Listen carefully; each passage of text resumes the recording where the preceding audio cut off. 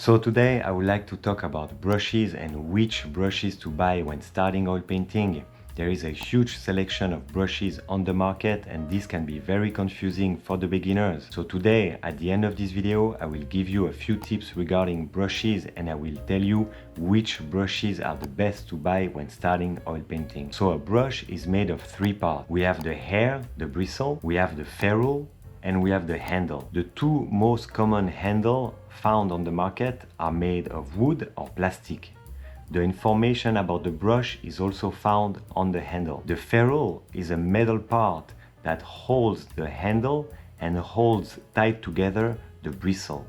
The bristle is obviously where the paint will go. Now, there are two main types of brushes for oil painting: the natural bristle brush and the synthetic fibers. The two most common synthetic fibers found on the market is nylon and Tacklon. The natural bristle brush, as its name implies, comes from a natural source, which is animals.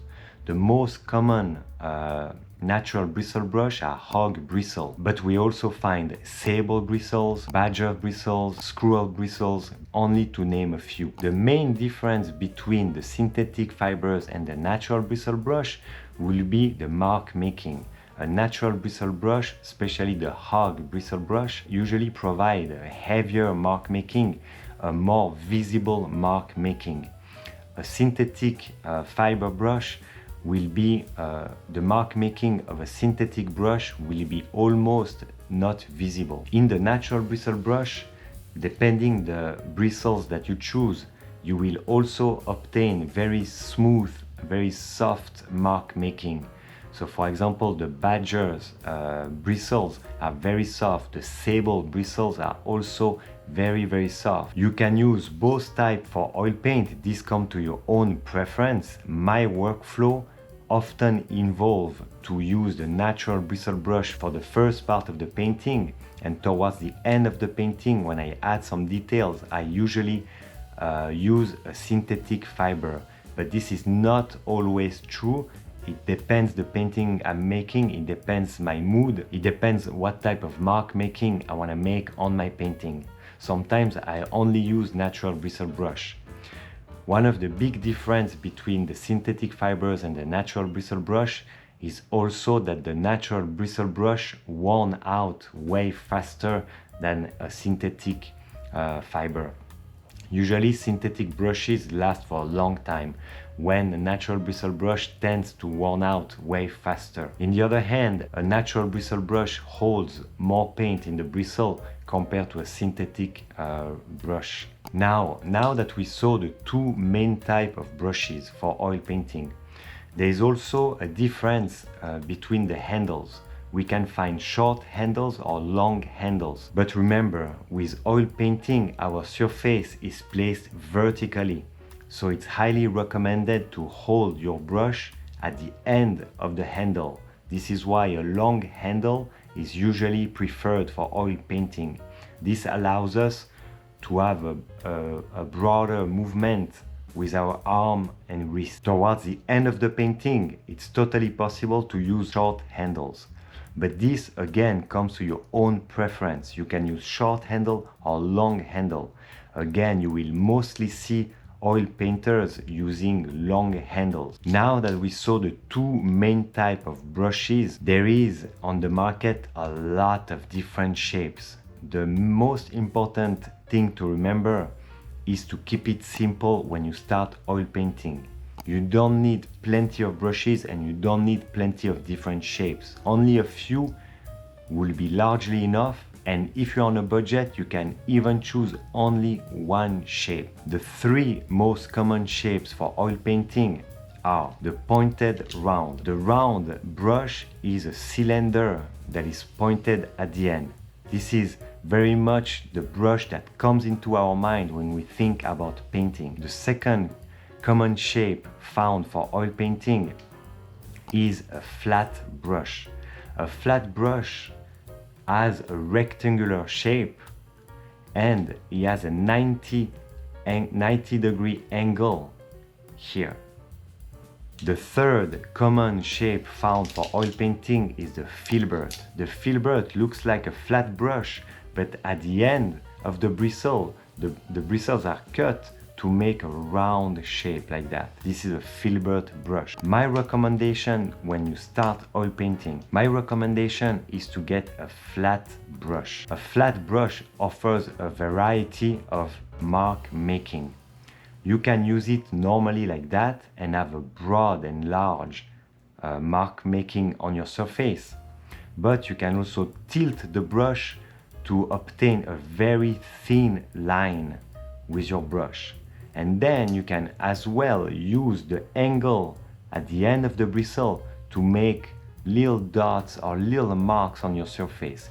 This is, in my opinion, one of the best brush to buy when you start oil painting. If you can have other shapes, like I said, you could take a few pointed round and maybe a few fibers, but definitely the two main shapes that I recommend when starting oil painting is the flat and the rounded point. Now that you know the main shapes to get when starting oil painting, it comes to your own preference if you will choose natural bristle brush or synthetic. If you can purchase a combination of the two, that's perfect. If you cannot, I will go for the natural bristle brush first and then maybe buy a few synthetic. Now that you know the main shapes to buy when starting oil painting, I will recommend, as usual, to buy your brushes in an art supply store. In an art supply store, you will find even the cheapest brush meet a certain quality that will be good enough for you to manipulate your paint. Oil paint is a very thick and very heavy paint. So it requires to have a really good brush in order to manipulate the paint correctly. About the size of the brush. The size of your brushes will mostly depend on the size of the surface you paint on. So if you paint on a surface that is medium to small, like 11 by 14, 9 by 12 and smaller, medium to small brushes are perfect. I will recommend at the beginning to get a few medium brushes and small brushes. The number on the brush depends on the manufacturer. So the number on the brush will not help you to find the same size of brush when changing the manufacturer. This only indicates you the size of a brush per manufacturer. If you need to change at some point, or if you want to change manufacturer at some point, it's good to look at the size of the ferrule.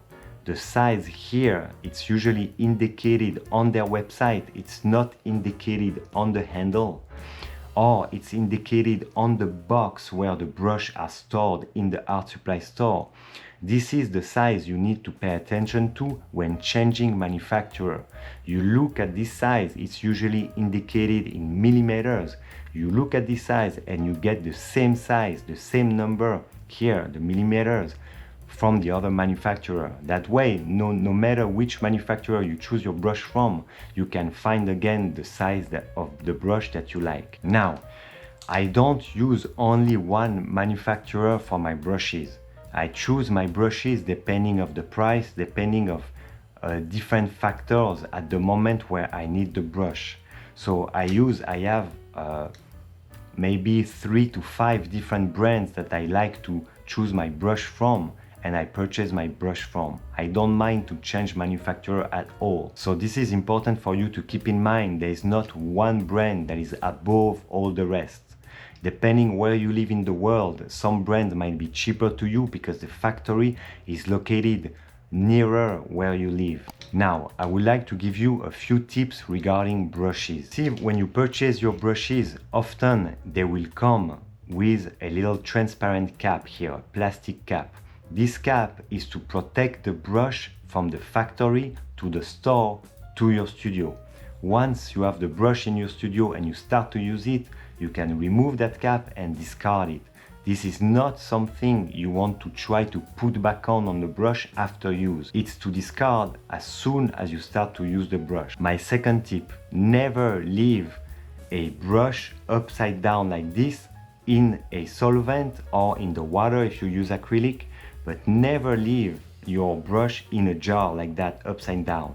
This will damage the bristle. The bristle will start to curve like that. Never leave your brush in the solvent or in the water. Always store, while painting, always put your brush, the brush that you are not using, on the side, and you can lay them down flat. To store your brushes when you are not using it, you can store them in a jar like that. When you clean your brush or when you dip your brush in the solvent or the water, if you use acrylic, should never pass the ferrule. This will damage the wood and will weaken your brush. The third tip is to never throw your brushes. You can keep your brushes even if when they are completely splayed or they are destroyed or damaged, they don't look good.